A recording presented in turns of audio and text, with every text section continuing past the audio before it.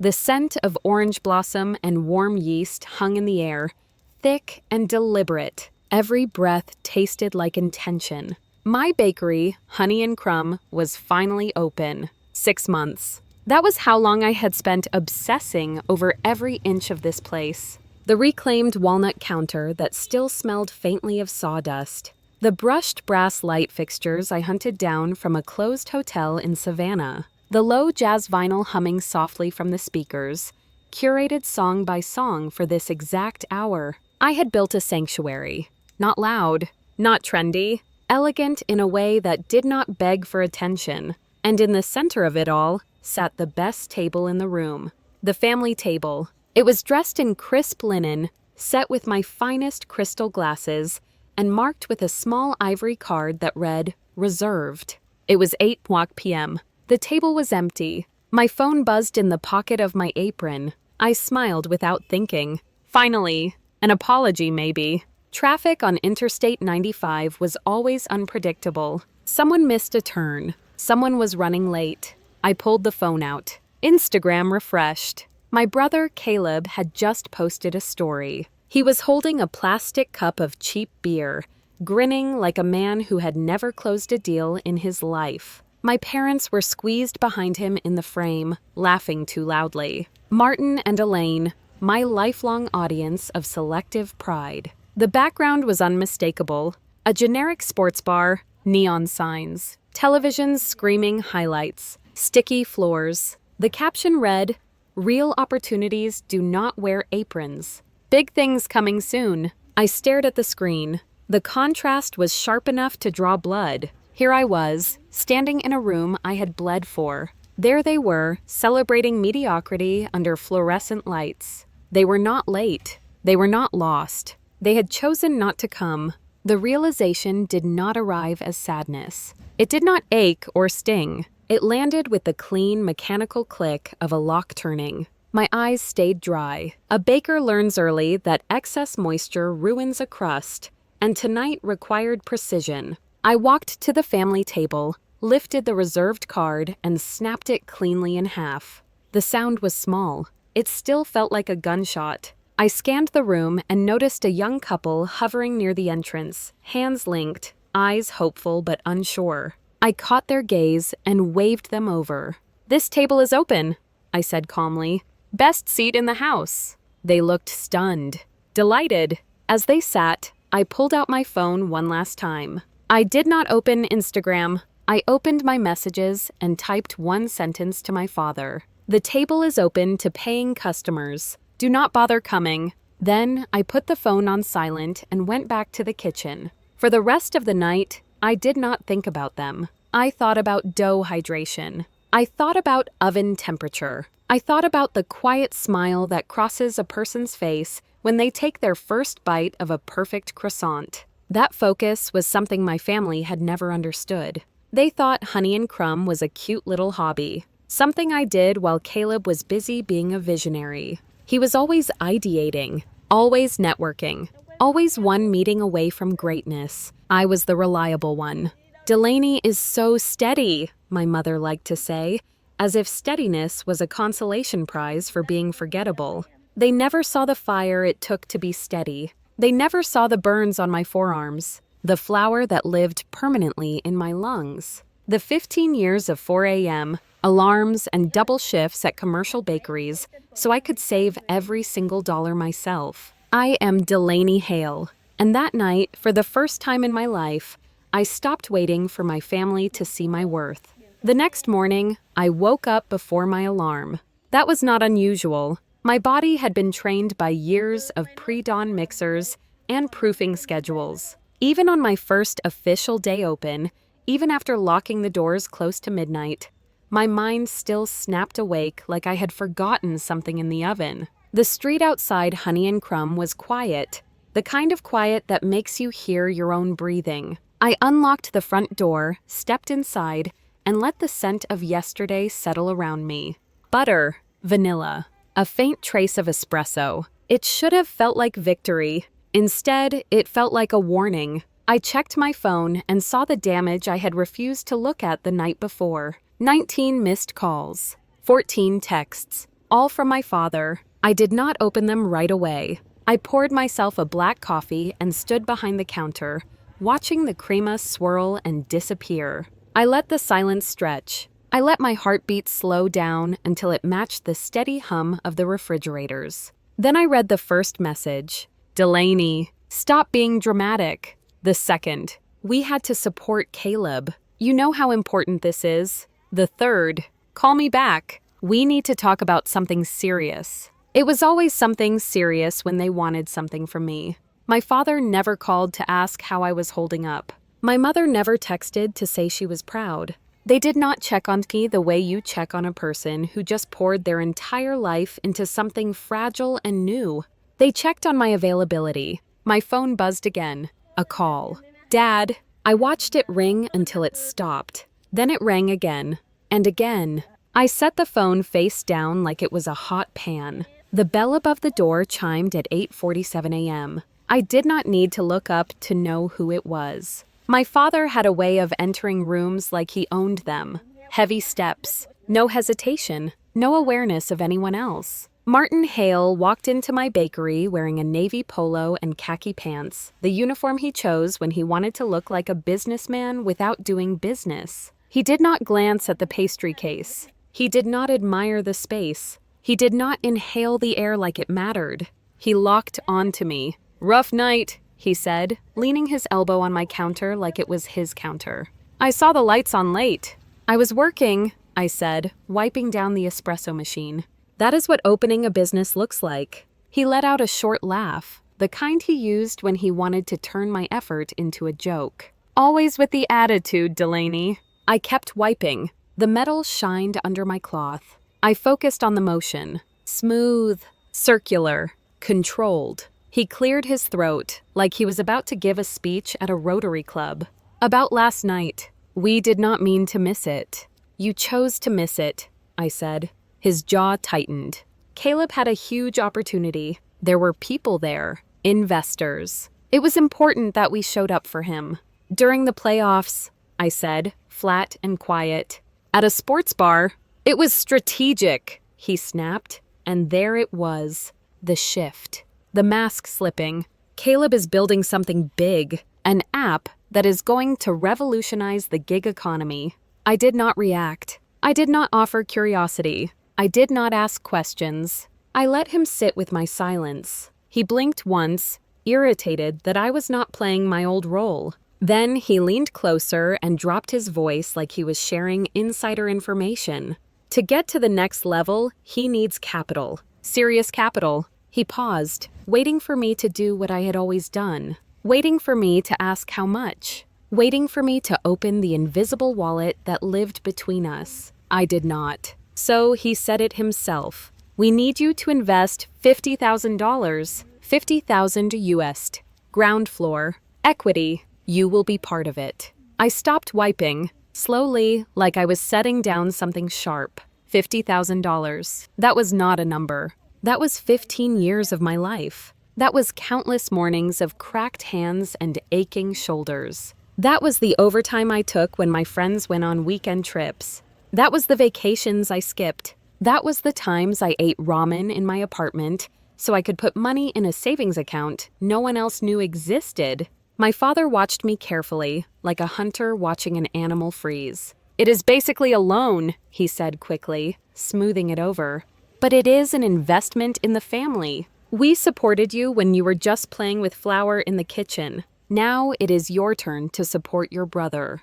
Playing. The word lit something cold behind my ribs. He said it like my work was cute, like my skill was decorative, like my sweat was a hobby he tolerated until it became profitable enough for him to claim. I looked at him, really looked at him, and for the first time I saw what was underneath the entitlement. Fear, not fear of losing me, fear of losing control. Because my bakery was not just a business. It was proof that I could build a life without their approval. Proof that I could be successful without Caleb being attached to it like a shiny logo.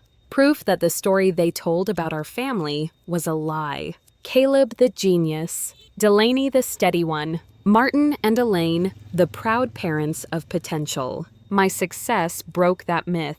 So they were trying to drag me back into my old position. Safety net, backup plan, quiet little sister who fixed problems and never asked for thanks. I felt it with sudden clarity. This was not about helping Caleb. This was about keeping me small. No, I said. My father frowned like he had misheard me. Excuse me? No, I repeated, calm and crisp. I am not investing. I am not lending. The bank is closed. His face darkened. The concerned father act fell away and the bully stepped forward. You owe us, he said, voice rising. We raised you. We fed you. We tolerated this little hobby. Do not be selfish. Selfish, I repeated, and a laugh slipped out of me. It was not warm. It surprised both of us. Selfish is skipping your daughter's grand opening to drink beer with your son. Selfish is asking for 50,000 USD the morning after you humiliated me. His nostrils flared. Watch your mouth. I am done, I said, and the words felt like clean air. Get out.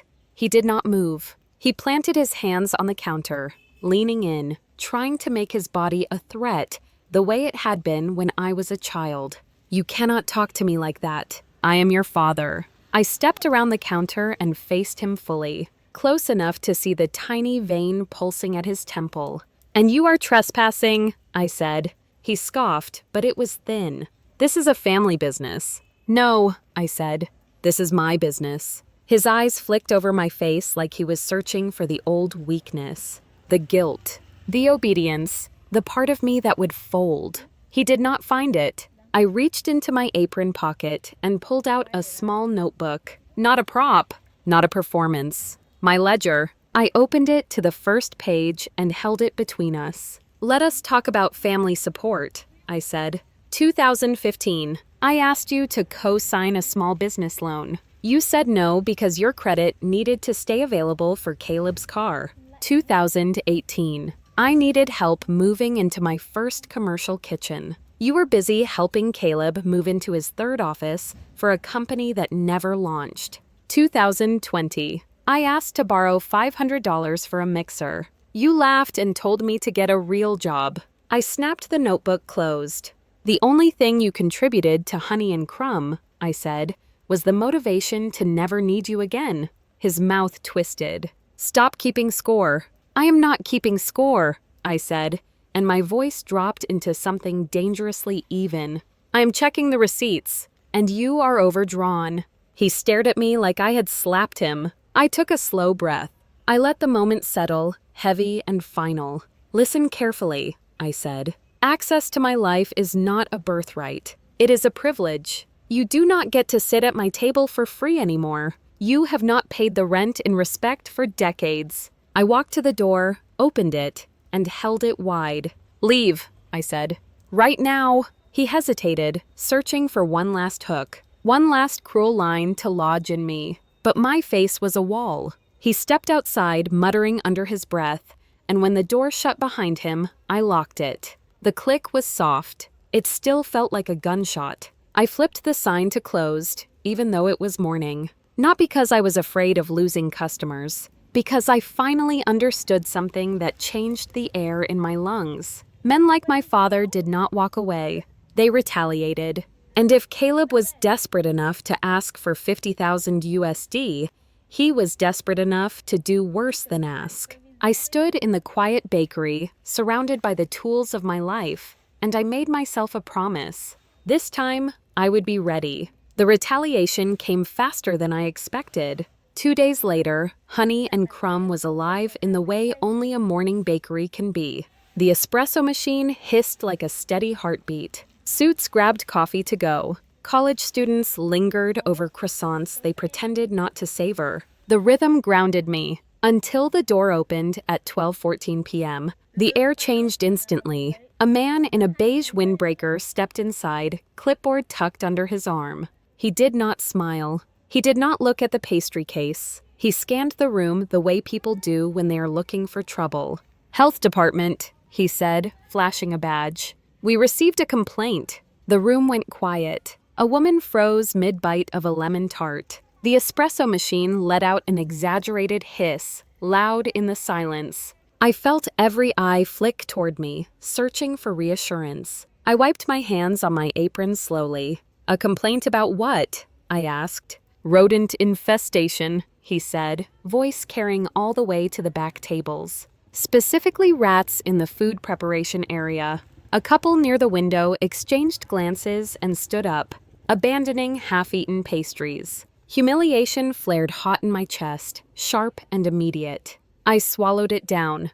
"That is absolutely false," I said evenly. "My kitchen is spotless. You are welcome to inspect it." He did. For 45 minutes, he tore my bakery apart. He checked every trap, empty, every log, pristine, every bin, seal, and drain, clean. My staff stood frozen, pale and silent. I stayed where I was, arms crossed, watching him fail to find a single violation. Finally, he clicked his pen and exhaled. "Well, Miss Hale," he said, almost disappointed, "this is one of the cleanest kitchens I have seen all month. Looks like a false alarm." "Who called it in?" I asked. "I cannot disclose that," he said, handing me a copy of the report. Then, quieter. But the caller claimed to be a concerned relative who had seen the infestation personally. A relative. I walked him to the door, forcing a smile for the customers who remained. "Everything is fine, folks," I said. "Just a routine inspection." When the door shut behind him, the smile dropped from my face. This was not about money anymore. This was scorched earth. They were willing to destroy my reputation, to burn down 15 years of work, just to force me back into my place. They wanted me desperate, ashamed, begging. I went straight to the back office and pulled up the security footage. I rewound to the previous afternoon. There it was. Caleb's car idling across the street for 20 minutes. Watching, waiting, counting customers he was trying to scare away. My hands trembled, not with fear, but with something colder. You do not mess with a baker's kitchen. That is a declaration of war. I picked up my phone and called the non-emergency police line. Filing a false report with a government agency was not a prank. It was a crime, and I was done playing family. That night, long after closing, there was a knock at the back door. It was tentative, hesitant, nothing like my father's aggressive pounding. I checked the security feed. It was Marissa, Caleb's fiancée. She looked like a ghost under the alley light, pale, shaking. I unlocked the door but did not open it all the way. "What do you want, Marissa?" "I need to show you something," she whispered. "Please, I'm scared." I let her in. She clutched her phone like it was the only solid thing left in her world. "There is no app," she said, words tumbling out. "There never was. Caleb is not building anything." "I know," I said quietly. She swallowed hard. "He owes money. A lot of money. The investors at the bar were not investors. They were bookies." My stomach dropped. "How much?" $80,000. 80,000 US. That explained everything. She pulled up a voice memo and pressed play. Caleb's voice filled the kitchen, frantic. "She is not budging, Dad." The inspection did not scare her enough. My father answered, calm and chilling. "She will. We just need her signature." Page 12. Power of attorney. Liquidity rights. And then we liquidate. Ovens. Mixers. Sublease the space. The bakery is worth at least $100,000 in assets. But that destroys her business. "She will recover," my father scoffed. "She is just a baker." The recording ended. The silence that followed was suffocating. They were not trying to take my money. They were trying to butcher my life's work and sell it for parts. The truth crystallized in that moment. Caleb was not the golden child. He was a parasite. He created nothing. He only consumed. I was the one with real value. The entire family myth existed to hide that fact. "Why are you telling me this?" I asked. Marissa touched her stomach. "Because I am pregnant, and I will not raise a child in a family that eats its own." She sent the file to my phone. "Do whatever you have to do," she said. "Burn it down." When she left, I played the recording again. She is just a baker. I smiled at my reflection in the oven door. "You are right," I whispered. and tomorrow I am going to serve you exactly what you ordered." They came the next morning at exactly 10:02 a.m. Not 9:58, not 10:03, 10 sharp. My father taught us that punctuality was power. Arriving on time meant you were in control. Arriving early meant you were desperate. Arriving late meant you were sloppy. They arrived on time because they thought they were about to win. I unlocked the front door and let them in without a word. My father, Martin, walked first, confident, smug, carrying a black leather briefcase that had never once contained anything of value. Caleb followed behind him, jittery, eyes already scanning the room, not admiring, assessing. The espresso machine, the ovens, the mixers. He was calculating resale. "We are here to help you clean this mess up," my father said, setting a thick stack of papers on the counter like he was placing a crown on my head. The inspection spooked people, but this partnership will stabilize things. Rebrand. Fresh start. Caleb slid a pen toward me. "Sign here," he said quickly. "And here, we will handle everything else." I picked up the pen. They both relaxed. That was the mistake. Instead of signing, I pressed a button on my phone. The bakery speakers crackled softly. Then Caleb's frantic voice filled the room, amplified, undeniable. "She is not budging, Dad." The inspection did not scare her enough. Caleb froze. My father's hand hovered mid-air. Then my father's voice followed, calm and surgical. Page 12. Power of attorney. Liquidity rights. The color drained from Caleb's face so fast, it looked like someone had pulled a plug.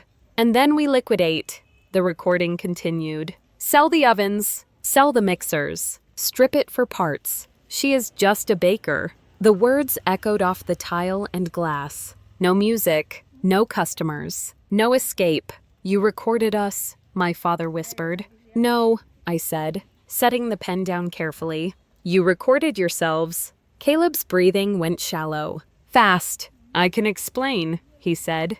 "Delaney, please, this is not what it sounds like." I reached under the counter and pulled out a manila envelope.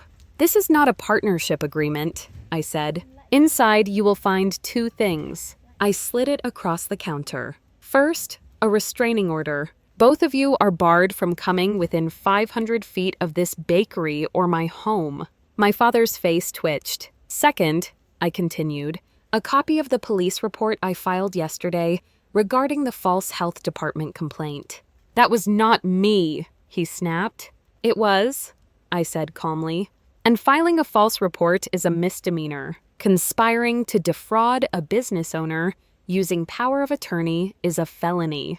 Caleb's knees buckled slightly. He grabbed the counter to steady himself. "You would send your own family to prison," my father hissed. "I am not sending anyone anywhere," I replied. "I am stepping out of the way while consequences arrive." Caleb dropped the pen. "Please," he said, voice cracking. "I just need time. I will pay it back." "I swear." "You have been saying that your entire life," I said. I walked to the door and opened it wide. "Get out," I said. "Now." For the first time, neither of them argued. They did not threaten. They did not insult me. They did not demand obedience. They ran. They fled like men who had just realized the ground beneath them was not solid, but a trapdoor. I locked the door behind them and leaned against it. My hands were steady. 1 month later, Honey and Crumb was fuller than it had ever been.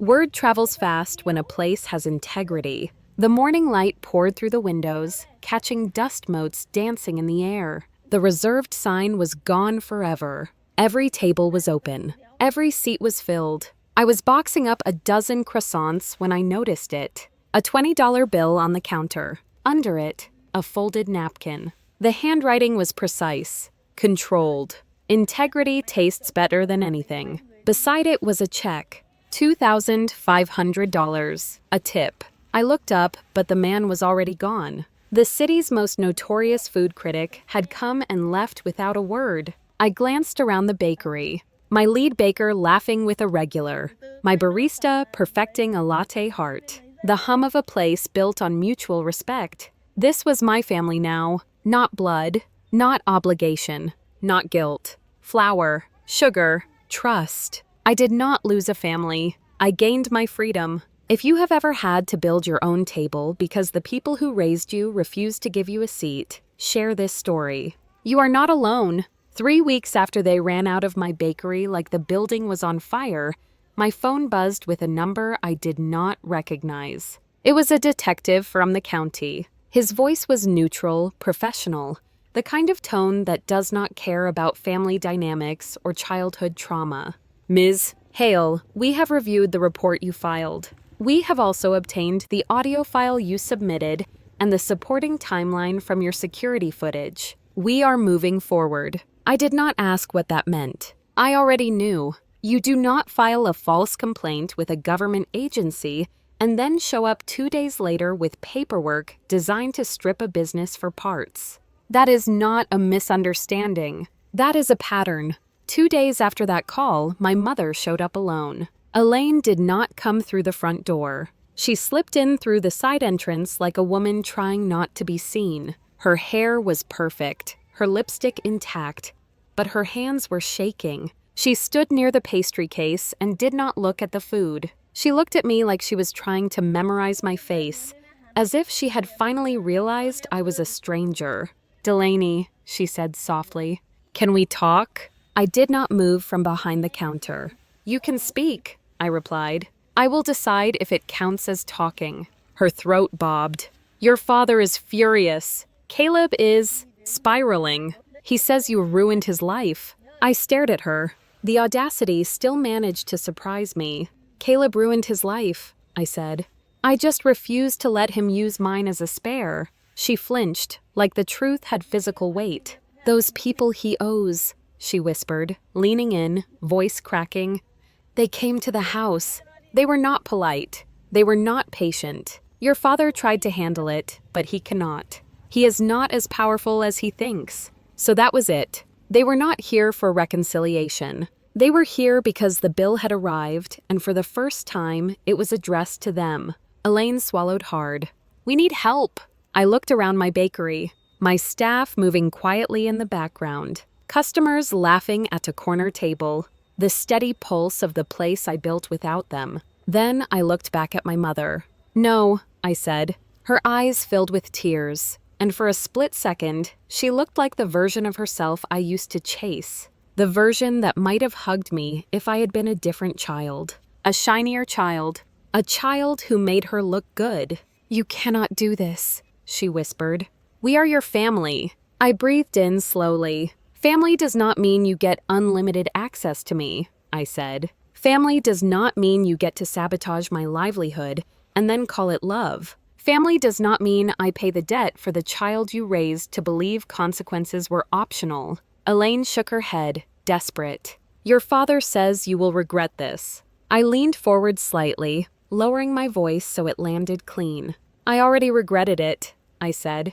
"For 15 years, regretted every check I wrote, every time I stayed quiet, every time I let you treat my work like it was nothing. I'm not doing that anymore." She stared at me, stunned by the simplicity of the boundary. Then outside, I heard it. Sirens, not close enough to shake the windows, close enough to be real. Elaine's face drained. She backed away like she had been burned. "You called them," she whispered. "I did not," I said. "You did." She stood there one more second, trembling, then turned and hurried out the side door without another word. Later that afternoon, my phone lit up with a message from an unknown number. A single line. "You are dead to us." I stared at it, waiting for the familiar pain to bloom.